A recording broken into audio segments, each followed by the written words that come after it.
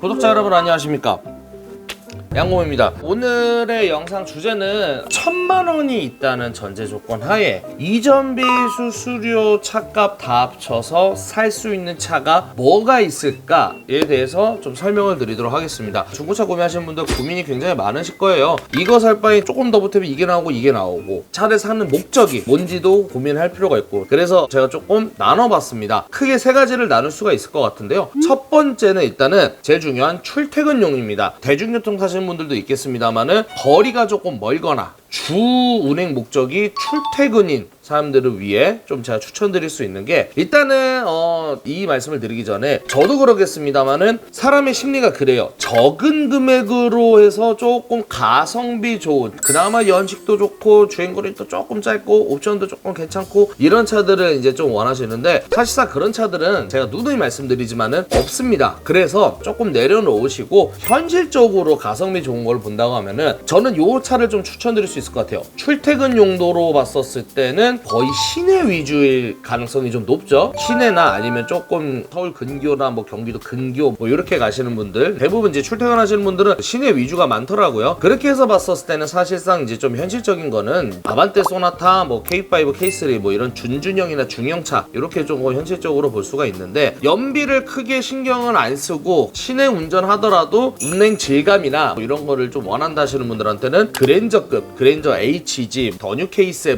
뭐 요런 급으로 하시더라도 저는 좀 충분하지 않을까. 대부분 아반떼 K3 보면은 뭐 이전비 수수료 이런 거 다 합쳐서 1000만원 정도라고 하면은 조금 욕심을 내면은 아반떼 AD도 가능은 하겠습니다만은 대부분 이제 사고차나 주행거리 조금 많은 차고요. 그러니까 현실적으로 좀 소모품 투자해서 수리할 수 있는 정도로 해서 여유롭게 더뉴 아반떼로 해서, 더뉴 아반떼로 하면은 이제 1000만원 조금 안 들어가고, K3 또한 가능한데 더뉴 K3로 모신다면은 한 1000만원 정도면은 이전비 수수료 다 합쳐서 이 정도도 충분할 것 같고, LF 소나타 요즘 많이 좀 저렴해졌죠. 그나마 LF 소나타 쪽이나 아니면은 K5 2세대가 조금 비싸요. 그래서 더뉴 K5 정도 요렇게 보시면은 좀 괜찮을 것 같고요. 그랜저 HG야 뭐 13년도 14년도 요 정도로 보신다면은 충분히 1000만원 쪽으로 해서 좋은 차를 구매하실 수 있을 거라고 생각을 합니다. 자, 그러면은 반대로 출퇴근이 좀 거리가 멀거나 아니면은 뭐 영업하시는 분들, 저처럼 한테 좀 추천드릴 수 있는 1000만원짜리 뭐가 있냐면은, 장거리 뛰시는 분들은 연비를 생각할 수밖에 없어요. 그렇게 보신다 그러면 이제 장거리니까는 오로지 연비만 생각한다 그러면은 두말할 거 없이 저는 무조건 엑센트 디젤입니다. 엑센트 디젤 뭐 1000만원도 사실 안 하고 6, 700, 5, 600 이 정도면 충분히 구매할 수 있고요. 그 다음에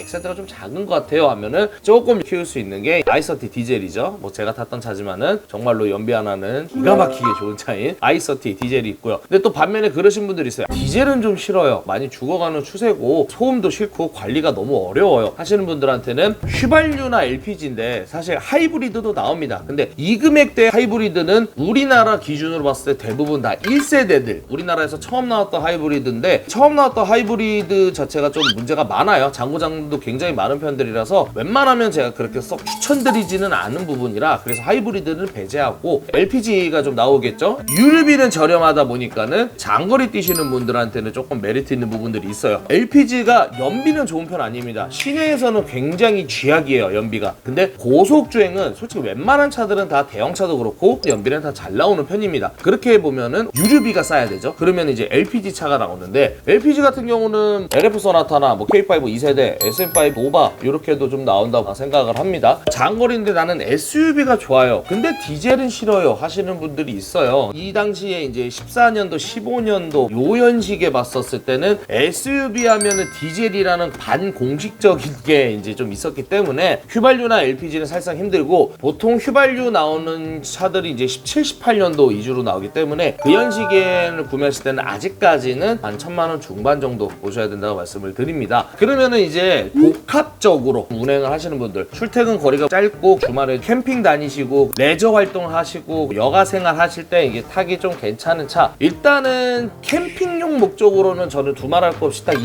두 대를 추천드릴 수 있을 것 같아요. 올류 카렌스 LPG LPG랑 올란도인데, 올란도는 참고로 잘 모르신 분들이 계셔서 다시 한 번 더 설명드리자면은, 올란도는 디젤이든 LPG든 처음 초기형은 그 유명한 보령 미션이고요. 13년 7월 이후부터 젠2 미션으로 바뀝니다. 여기서 중요한 점, LPG는 단종될 때까지는 다 젠2 미션이었고요. 디젤은 15년 9월 이후부터 1.6 디젤이 출시되면서 요소수가 나오면서 젠3 미션이 탑재가 됩니다. 저는 개인적으로 젠2 미션도 솔직히 좀 똑같다라고 말씀을 드리긴 하는데, 보령 미션인 젠1 같은 경우는 열에 8, 9대가 미션 문제가 터지면은 젠2 같은 경우는 열에 한 3, 4대 정도가 좀 문제가 생긴다라고 보시면 될 것 같아요. 젠3 같은 경우는 아직까지 미션 결함이 없다는 거는 뭐 유명하니까는 무조건 젠2를 추천 안 드린다 이러기보다는 그거를 감안을 하시고 접근을 하셔라라고 말씀을 드리고요. 그 다음에 또 하나 올란도가 좀 메리트가 있는 게 뒷좌석이 평평해요. 그런 게 이제 조금 메리트가 있고요. 올류카린스 같은 경우는 LPG 굉장히 메리트가 있죠. 올류카린스 보면은 대부분 13, 14년식 뭐 15만 킬로 전후로 해서 뭐 7, 800대, 6, 700대 이렇게 나와 있기 때문에 캠핑용으로 봤었을 때 디젤은 싫다 하시는 분들한테는 좀 이런 게 메리트가 있고, 반대로 출퇴근만 적당히 하고 여가생활 적당히 한다 그러면은 디자인에 따라서 선택하시면 저는 될 거라고 생각을 합니다. 제가 말씀드린 키포인트는 주가 레저 활동용으로 봤었을 때는 이런 차가 있다라고 말씀을 드리고요. 마지막으로 이제 SUV를 좀 좋아하시는 분들이 계세요. 제가 이제 저도 그렇지만은 SUV가 좋다 하시는 분들한테는 1000만 원이라고 하면은 사실 뉴투산 IX, 뭐 더뉴 스포티지 R, 티볼리, 소울도 있고요. 더뉴 트랙스가 나오긴 하는데 조금 애매한 부분이 없지 않아 있고, 티볼리에 하실 분들한테는 더뉴 트랙스가 낫다라고 좀 추천을 드립니다. 티볼리가 오히려 더 큰 건 사실이에요. 근데 완성도나 이제 잔고장률이나 이런 걸 봤었을 때는 저는 더뉴 트랙스가 낫다고 하고, 매물은 많이 없지만은 그래도 많이 찾는 소울, 올류 소울이죠. 요것도 좀 추천을 드리는 부분입니다.